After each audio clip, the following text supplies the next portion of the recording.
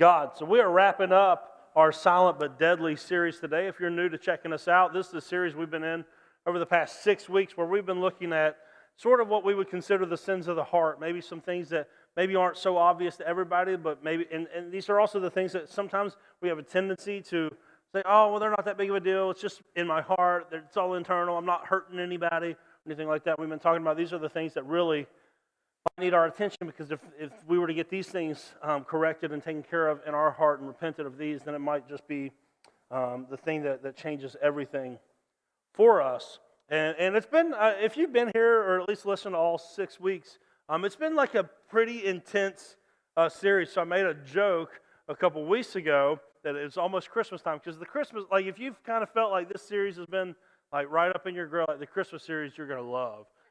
It's going to like, because look, like I think sometimes we need those series where it feels like God is just wrapping His arms of love around us, and that will be the Christmas series. But then other times, like this series, like we kind of need that kick in the rear every once in a while as well. And so we got one more week of this, but it is almost Christmas. And one of my favorite things about Christmas is Christmas movies. Anybody else Christmas movie fans?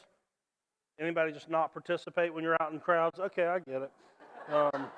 Cool. You guys were the cool kids in school. Cool. But our family, like we started early this year. This is the earliest we've started Christmas at our house. Like we were watching movies and decorating before Thanksgiving, and I don't care if you judge us for that or not. Like we used to at least be post Thanksgiving people. We weren't even this year. Like we were so excited about it, and so we just jumped into it. And now my wife Megan, her favorite Christmas movie is National Lampoon's Christmas Vacation. And so at least just once a year we watch it. It's her favorite, so I'm there or whatnot, and like I like it, but like once was enough for me. But there's a character in there named Cousin Eddie. Any Cousin Eddie fans out there? There we go. Yeah, there's a very funny thing that happens with him in this movie where they're talking and they say that Eddie has been out of work for 7 years. And his wife says that he's been holding out for management, which I think is so funny. But it also like really resonated with me in this way. I've been talking about these sins of the heart, and I said, these are the ones that we are the easiest to self-deceive ourselves. These are the ones that like that we try to explain them away, and then, oh no, it's not really that, it's this. And like that's what I see in that comment by Cousin Eddie, is that he's holding out for management. But really, if we're just being honest, can we just say it? Cousin Eddie is a lazy bum. Right, he is. He's just a freeloading, lazy bum. And I want to talk to you about that today, because here's what I think. When I say that we're going to talk about laziness at church, I think there's going to be some people that go, really? Is that even like a church thing? Like, is that really a church? Like, does the Bible really talk about laziness? And then for others, they'll hear it and they'll go, oh, I know somebody that this would be great for. Because like none of us probably would sit here and go, oh yeah, I'm a lazy person. Right? Because we all agree that laziness is not really something that we try to aspire to. In fact, nobody wants to work with lazy people. How many of you ever worked with someone that's lazy? See, isn't it so much easier to admit other people's laziness rather than your own? See, I caught y'all right there. Like, we've all worked with someone that's lazy and we don't like it. None of us, when you were going through the process of trying to find who you wanted to spend the rest of your life with, you were like, oh, please let him be lazy. No? No, like none of us want our kids to be lazy. None of us would hire, if we were the boss, none of us would hire someone that's lazy. So we all see that laziness is not a desirable quality. And here's what I want to impress upon you today. It's a lot more than just not a desirable quality. It's actually a spiritual issue. In fact, I'm kind of blown away at the amount of stuff that the Bible has to say about laziness. I'm just going to give you a quick survey. Proverbs 13:4 says this: lazy people want much but get little, but those who work hard will prosper. The Bible has a lot to say about lazy people. Check this out. Lazy people are soon poor. Hard workers become rich. Proverbs 21, despite their desires, the lazy will come to ruin, for their hands refuse to work. Did you even know there was this much stuff about laziness in the Bible? My goodness. Proverbs 24, I walked by the field of a lazy person, the vineyard of one with no common sense, and I saw that it was overgrown with nettles. It was covered with weeds, and its walls were broken down. Then as I thought about it, I learned this lesson. A little sleep, a little slumber, a little more folding of the hands to rest, then poverty will pounce on you like a bandit. Scarcity will attack you like an armed robber. Proverbs 12, lazy people don't even cook the game that they catch. Like some of y'all, it's hunting season in West Virginia. I get it. I don't do it myself, but God bless y'all that like to go sit out in the woods by yourself. It says lazy people, they'll go out and kill it, but they won't even cook it. He's going, it's ridiculous how lazy people are. Proverbs 6:6 says this, take a lesson from the ants. So Solomon writing Proverbs is going, look at the ants. We're going to learn from the ants. He says, learn from their ways and become wise. Though they have no prince or governor to rule them or make them work, they labor hard all winter or all summer gathering food for the winter. I love this word. Did you know this is in the Bible? But you lazy bones, you've probably called your kids that before. How long will you sleep? When will you wake up? A little more sleep, a little more slumber, a little more folding of the hands to rest, and then poverty will pounce on you. Scarcity will attack you like a robber. I don't know. If you've been paying attention, you're like, these are all from one book of the Bible. So maybe Proverbs has a lot to say about, but does any other passage? Yes. 2 Thessalonians chapter 3. We got it right this time. First service, I had this passage wrong, and it was very embarrassing. So I'm glad we got this one. And it was really my fault, by the way. 2 Thessalonians 3:6 says this, and now, dear brothers and sisters, we give you this command in the name of the Lord Jesus Christ. That's pretty official, right? In the name of the Lord Jesus Christ, stay away from all believers who live idle lives, lazy lives. Stay away from lazy people, it says. And don't follow the tradition they receive from us. For you know that you ought to imitate us. We were not idle when we were with you. This is the Apostle Paul saying, listen, when we were with you in Thessalonica, we worked hard. We were not lazy. We worked. We never accepted food from anyone without paying for it. We worked hard day and night so we would not be a burden to any of you. We certainly had the right to ask you to feed us, but we wanted to give you an example to follow. Even while you were with us, or even while we were with you, we gave you this command, those unwilling to work will not get to eat. Yet we hear that some of you are living idle lives, refusing to work and meddling in other people's business. Here's what Paul is saying. There's a lot of busybodies about town because you're lazy. And all you do is get in other people's business. That is, your work is other people's business. You ever met those people? You're like, oh, I'm sorry, I think I caught your nose in my business. I'll give that back to you real quick. Yeah. He says, we command such people and urge them in the name of the Lord Jesus Christ to settle down and work to earn their living. As for the rest of you, dear brothers and sisters, never tire of doing good. Because I know, if you're not a lazy person, the lazy people around you wear on you so much to where you're like, you kind of want to give up. And Paul goes, don't do it. Just keep pushing forward. Take note of those who refuse to obey what we say in this letter. Stay away from them because they will be ashamed. Don't think of them as enemies, but warn them as you would a brother or sister. 1 Timothy 5 says this, but those who won't care for their relatives, especially those in their own household, have denied the true faith. So you won't take care of the people in your life the way that you should. Paul says you have abandoned your faith. Isn't that wild how much the Bible talks about laziness? Because I know when we started, you go, oh, no, that's not me. That's not me. Like, I'm not lazy. You know, there's just certain things, you know, I don't like to do, and I require a lot of rest. Medical condition. Thanks for laughing. Right? It's not laziness. Like, see, we self-deceive ourselves. I'm going to give you four things, four kind of handles to hold on to in regards to this topic. Let me give you number one. If you're taking notes, or you can hit the QR code and follow along. Number one, laziness is a spiritual issue, not just a negative character trait. Laziness. So before we think, oh, this ain't a big deal. No, the Bible is very clear. Laziness is not just a negative character trait. It is a spiritual issue. It is a problem. It is something that needs addressed.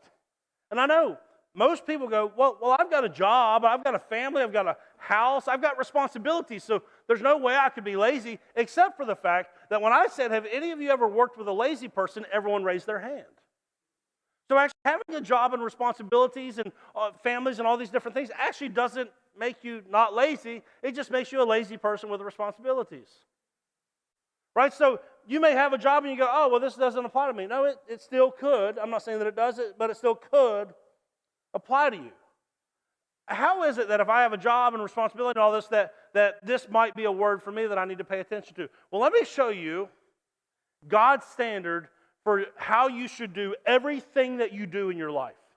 I mean, everything. Look at this. Colossians chapter 3 says this. Slaves, obey your earthly masters. This is talking about workers. Obey your earthly masters in everything you do. Try to please them all the time, not just when they're watching. First and foremost, if you are an employee and you only do your best when someone is watching, you are a lazy employee.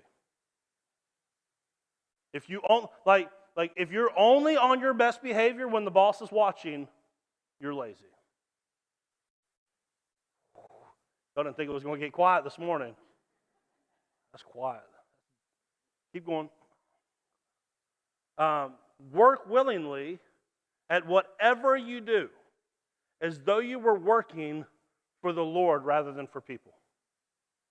So he goes, in everything that you do, everything you put your hand to, in your marriage, in your parenting, in your family, in the way that you handle your money, in work, in friendship, in life, in everything you do it as if you are doing it for the Lord.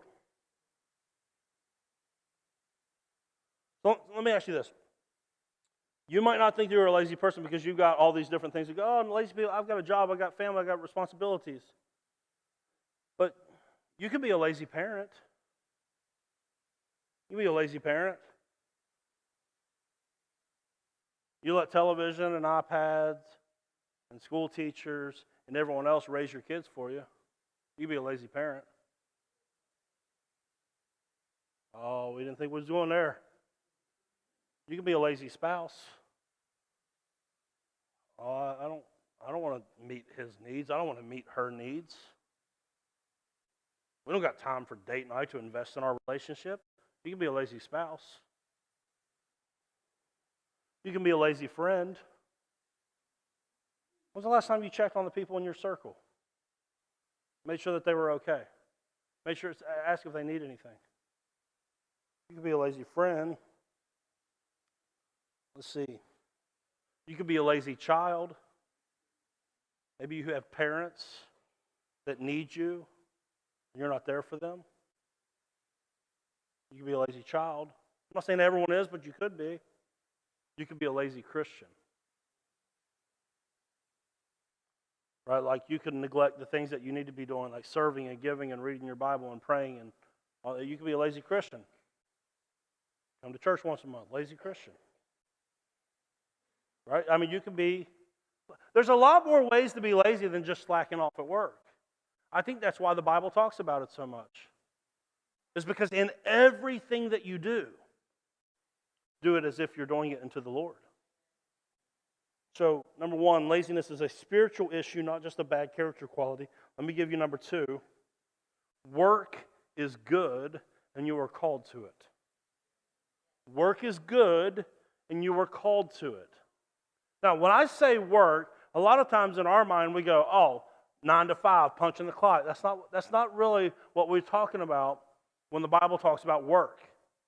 See, work has been around from the beginning. Work is actually, some of y'all are going to get bummed out on this one. Work was what you were created to do. Created to do it. Now, when I say work, there's a lot of different ways that shows up because, like, you got stay-at-home moms and dads, you've got entrepreneurs, you got people that do punch the clock 9 to 5, you got people that take care of other people. Like, you got all sorts of spectrum that you could fall into when I say work. So I'm not saying just because you don't have a traditional work situation that you're lazy. That's not what I'm saying. Here's what I would say, that the biblical idea of work surrounds this. Work is producing, creating, curating, or caring for the created order. And in fact, I'm telling you, this is what you were made to do. And we get this from Genesis chapter 1, but a lot of times we read the first part of Genesis 1:26, and then we stop, and this is why so much bad theology has entered the church, is because we don't understand what happens in Genesis 1:26 through 28. Let me read it for you. Let me tell you what you were actually created to do. You were made for this. It says, then God said, let us make human beings in our image to be like us. They will reign and rule over the fish in the sea, the birds in the sky, the livestock, all the wild animals on the earth, and the small animals that scurry along the ground. So God created human beings in His own image. In the image of God, He created them, male and female, He created them. Then God blessed them and said, be fruitful and multiply, fill the earth and govern it, reign over the fish in the sea, the birds in the sky, and all the animals that scurry along the ground. You were made in the image of God to reign and rule over His created order. You were called to take dominion over anything that God has placed in your possession. Anything that God has placed before you. That is actually the original human vocation, was to take care of the things God has blessed you with. Because in this, you are most like Him when you are producing, when you are creating. So did you see? Genesis 1 comes before Genesis 3. Work was part of the good creation. Work was work was not part of the curse in Genesis 3. Work was good in and of itself before the fall. So guess what? This is going to be bad news for some of y'all. You will work and produce and create in the new creation. Oh, you mean like when Jesus comes back, I don't get to just prop my feet? No, you're going to finally, humanity, when Jesus comes back and ushers in the new heavens and the new earth, humanity will finally reign and rule over the created order the way it was always intended to. You will work, and because of that, you will have purpose. This is why some people have this idea of eternity, and why I think it's very unhelpful to talk about heaven in such a way that, like, oh, I'm going to float off like a spirit and just sit around on clouds and play harps and all this crap. No, it's going to be a physical new creation that you will be the co-caretaker of with Jesus. Your feet will touch the dirt. Your mouth will taste food. Everything will be glorified. It will be amazing. You will have purpose. You won't just be wandering around aimlessly. Work is good, and you were created for it. It's why He made you, to look over His created order. So when you go to work this week, when you parent, whenever you take dominion over whatever it is that you are taking dominion over in your life, listen, it is your act of worship. This is like too many people, they have a faith that is only real 1 hour a week on Sunday morning. But the proper theology of your work will turn the other 167 hours a week into your worship as well. So when you are a spouse, when you're a parent, when you're a child, when you're a friend, all worship, which is why you do it as if you are doing it unto the Lord. This is how, there's too much people that divorce what happens on Sunday morning from the rest of their week. This is why you can be a Christian on Sunday morning, but a bad employee on Thursday. And let me just tell you, bad employees that say they're Christians, it's a bad representation of what God is like.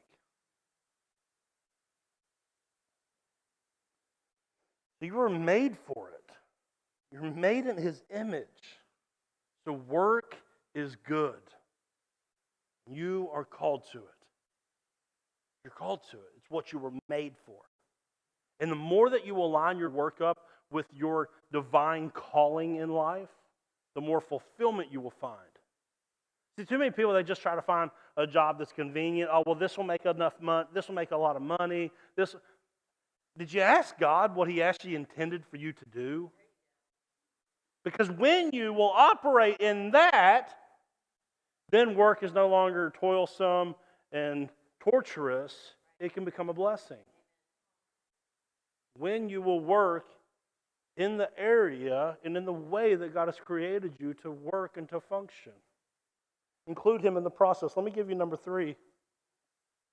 Rest is vital to our calling and to our health. Because I know you're thinking, well, if we're made in the image of God, he worked for 6 days and then he rested on the 7th. Yes and amen. He worked for 6 days and yes, he rested on the 7th. In fact, woven throughout all of the scriptures, you will find a theology of rest that has to be held in tension with the theology of work. But I'm like, when you go look at the Ten Commandments, God gives Israel a command to rest in having the Sabbath day and keeping it holy. And then a bunch of religious people went and screwed it all up, right? The Israelites, they went and they made a whole bunch of extra rules around the Sabbath to keep people from working on the Sabbath. It's like, no. You've now attached a burden to what was meant to be a blessing. Now, let me show you how the modern Christians did this. Because you might have grown up like this. How many of you could not mow the grass on Sunday afternoon? Because someone told you it was the Sabbath. Which is funny because the Jewish Sabbath was on Saturday anyways. So, and them same non-grass mowing Christians on Sunday don't mind at all to go to the Golden Corral and let someone wait on them. Yeah. The Sabbath was a gift. It was one day for you to not work, to not produce, not to create, but to enjoy God's good creation. It's not a hard and fast law, well, it has to be on Sunday, but it is a recommendation. It is an invitation that you exercise it weekly. So you need a Sabbath every week where you shut down, where you say no to some people, where you go, you know what, we're not going to do that. In fact, God believes so much in it. Whenever he was telling Israel how they're going to function as a community, on the 7th year, every 7th year was the sabbatical year, where they said, you can't work the crops for a whole year. You're just going to have to trust God. We do this with our pastors here at Southridge. Every 7 years, every one of our pastors gets 3 months paid off away. You can't reach them. Right? We give all of our pastors 4 to 6 weeks of vacation every single year. Why? Because we want them healthy so the way they can fulfill their calling. That's what we want for you as well. There's a guy in the Old Testament, his name's Elijah. Elijah was in a bad way. He wanted to die. Here's what God did. He gave him something to eat, amen, and he took a nap.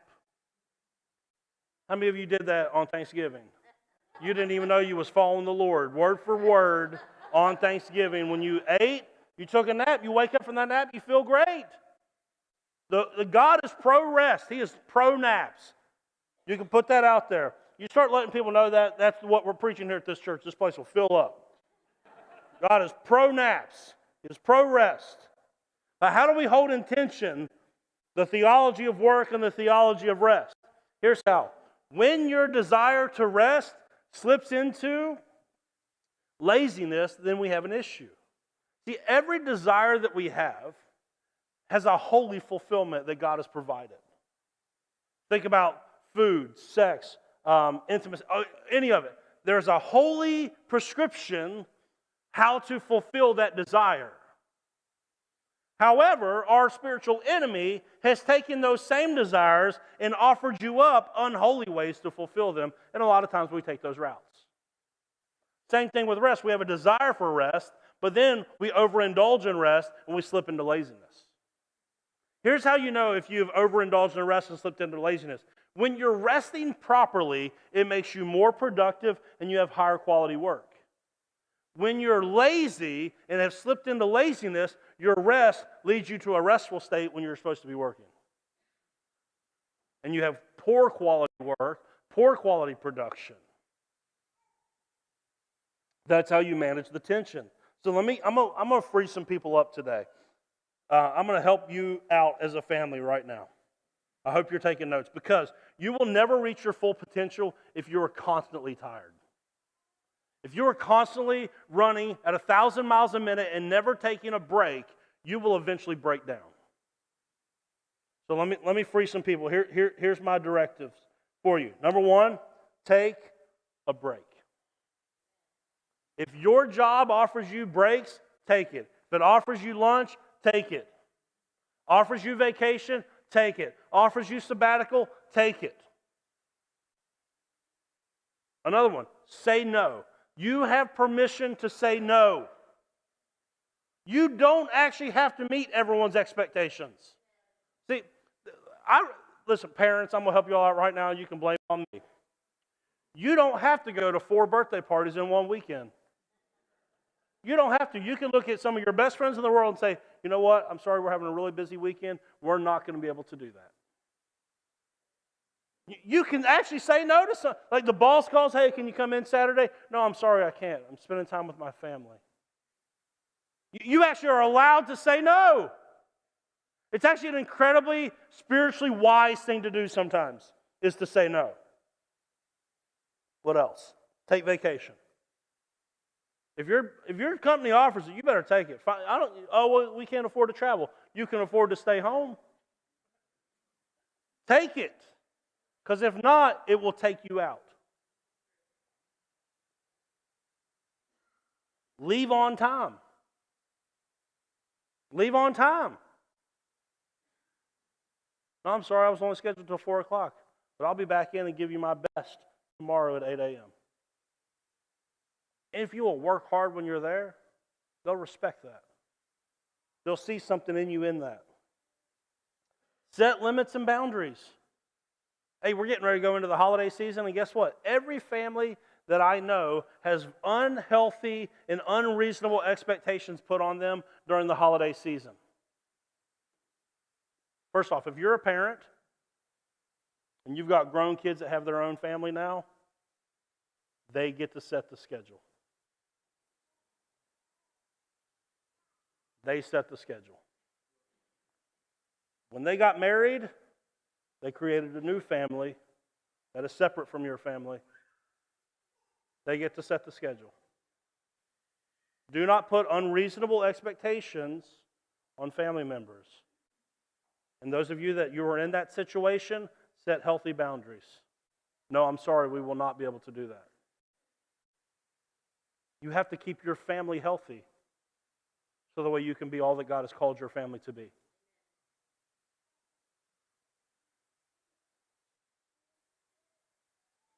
All right, let me give you number 4 real quick. Number 4, do not waste what God has given you. There's a parable in Matthew chapter 25 where a master calls in 3 servants, and he gives each servant an amount of money that matches their ability. One is like 2, one is 5, one is 10. And he says, I want to see what you will do with this while I'm gone. When I come back, you're going to give an accounting for what you have done with what I gave you. He comes back, and the one that he gave 10, this is the most skilled, because yes, there is all kinds of different skill, abilities. God has blessed people in different ways. It's perfectly fine. That's his prerogative. So there was one with 10. The master comes back. He goes, what have you done with the 10 that I gave you? Well, I turned it into 20. He got busy and made something with what the master gave him. He says, well done. Now I will trust you with more. The person with 5, he comes up, he goes, what did you do with the 5? He goes, well, I've doubled it. I've got 10. Excellent. You did exactly what I was hoping. I will trust you with more. See, some of you, you've been mad at God because he will not trust you with more, but the truth is, you won't do with what he has already given you, what he's called you to do. He's not going to give you more until he can trust you with more. Why do I always get passed over for them jobs? Why do I always get passed over for the raises? He will not give you more until you can handle more. And then the third guy comes back, he goes, what'd you do with the little bit that I gave you? He goes, well, here's what I did. I dug a hole, and I put it in there because I was afraid of you. And I did nothing with it. And I wasted what you gave me. So here's what I want to ask you. What have you been entrusted with that you are wasting? What is it that you've been burying in the ground like that wicked servant and wasting? Let me give you some ideas of what that might be. Some of you have talents and abilities that God has blessed you with that you are wasting. You're wasting. You're in a job that doesn't challenge you, or you've been given abilities to serve the church and you've decided that you're too busy with other crap to use your gifts for God. And you have buried your gifts and skills and talents and abilities in the ground, and you are wasting them. I mean, you ever met someone like that? Where you saw how incredible they can be, but they don't want more for themselves? That's so frustrating. Are you wasting a talent or ability or a gift that God has given you? What about your wealth? Have you decided to use your money and your influence on stupid crap that doesn't matter? If so, you're just burying it in the ground and wasting it. Oh, you might have a lot of stuff, but you're wasting it.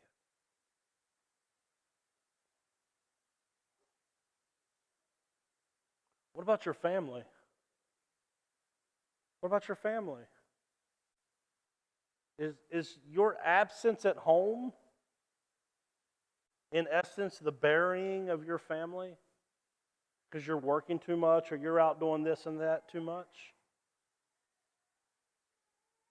Too busy to be the husband or the wife that God has called you to be? Too busy to be the mother or the father that God has called you to be? Have you buried that, and are you wasting it? I'll tell you, in marriage, it is not 70-30, 80-20. It is 100%, 100%. The reason why the divorce rate in this country is what it is there's a bunch of 70-30 thinking that that's going to be okay. Well, she's just going to drag me along while I try to get my crap together. No. If you're a lazy husband, step up and be the man God called you to be. You've got responsibilities around the house. Get your crap together. Be the dad. Be the spiritual leader of your home that you were called to be. Moms, be who God made you to be. Fulfill your purpose. Do not be lazy. Do not be sidetracked by all the other stuff in life. Do not bury your family and waste the opportunity that God has put in front of you to influence them.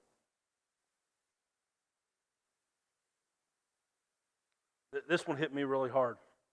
What about the possessions God has given you? I think back to that Proverbs passage where it said, I saw this land and it was overgrown with nettles and weeds and it wasn't taken care of. Like some of you, like God has blessed you with material possessions that you are letting go to disrepair. Like if He's given you a car, take care of it. If He's given you a house, take care of it. I know it's like trying to clean a house with kids is like brushing your teeth and eating Oreos at the same time. I get it. But give some effort. Don't be lazy. Look at all God has given you and take care of it. Treasure it. Don't waste what He's given you. If you've got good health, don't waste that. Don't waste that sitting around doing stuff that doesn't matter. Listen, retirement is not a biblical concept. Oh, you can retire from your 9-to-5 job. I ain't saying that. I'm saying, but you're never done working. You're never done producing and creating. You never come to a point. I know some of the busiest people I know, serving the Lord are retired folks. Because I think everybody's got this idea like, oh, I'm going to retire. We'll go retire to a golf course. I'm just going to be out there all like. No, see, when you retire from your 9-to-5 job, that just frees you to serve the Lord more, not to serve your pleasures more. Oh, it's time for the young people to take over. No, it's not. It's time for everyone to do what God has called them to do. Let's go back to that question we started with. Are you lazy? Like 40 minutes ago, we're like, nah, not me. But I would imagine some of us, we have some work to do. We have some areas of our life that we go, you know what? I haven't been giving all that I can. I haven't been doing all that I can in these different things that God has entrusted me with. And I don't want to be found lazy. I don't want to waste what God has given me. Like so maybe you need to realize the areas that need more attention. Maybe you need a better theology of work. Maybe you need a better theology of rest. Maybe you need to stop wasting what God has given you. Here's the thing. Whatever it is, you should give your best because God has given His best to you.